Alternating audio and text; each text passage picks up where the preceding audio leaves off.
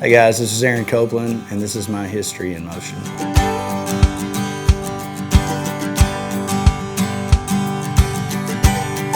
You know, I grew up here. I grew up just right outside of Corsicana, closer to Dawson. I started out going to elementary school, kindergarten and first grade in Dawson, Texas, and then we switched school districts to Corsicana, which was probably the best thing for me at the time because I was a hellraiser. You know, I would always get in trouble and stuff like that.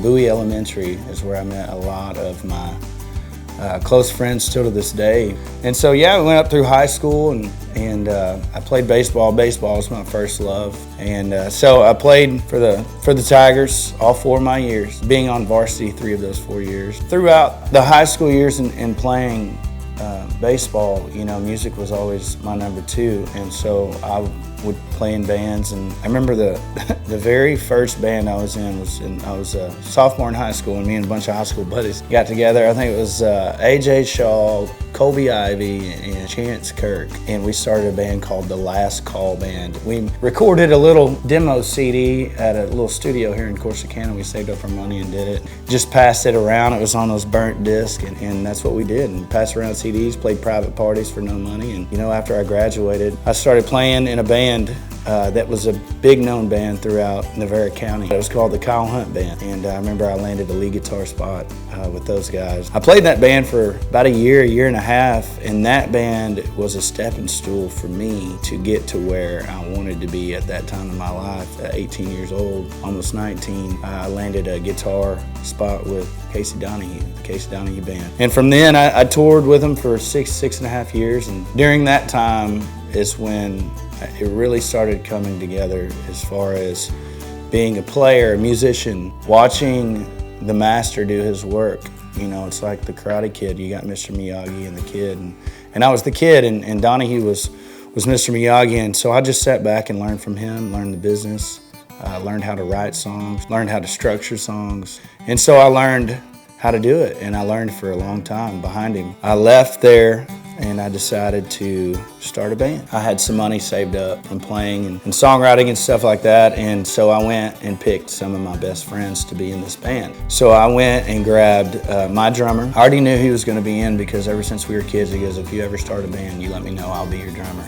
Then I reached out and grabbed a guitar player out of Cleveland, Texas. His name was Jake Mears, one of the best guitar players I've ever heard. We became really good friends through the music business, and then we reached out to a bass player friend of ours, and his name was Seth Wilson, and he was out of College Station, Texas. We grabbed him and we started rehearsing.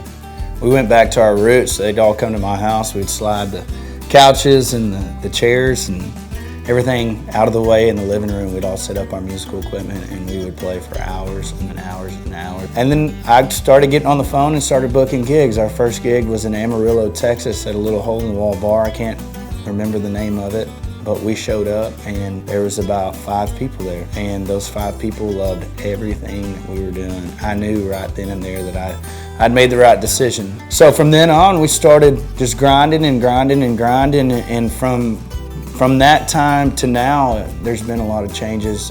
Band members, Jake, the guitar player, has gone off to play with Cody Johnson, and Seth has gone to play with a friend of mine, John Wolf.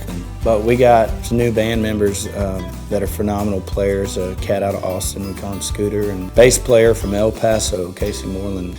And we've played everywhere from Ireland, London, Mexico, cruises, trips, you know, you name it. I've been there, Canada.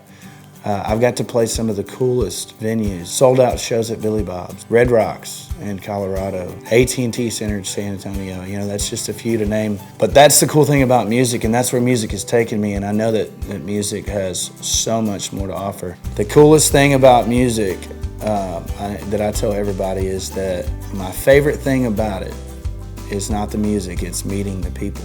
I get to meet so many people and hear their story, and they want to hear my story. So I meet so many people and so many fans that drive from hours and hours and hours away to listen to our music, and that's the first thing, that's the best thing about the music business for me is meeting the people.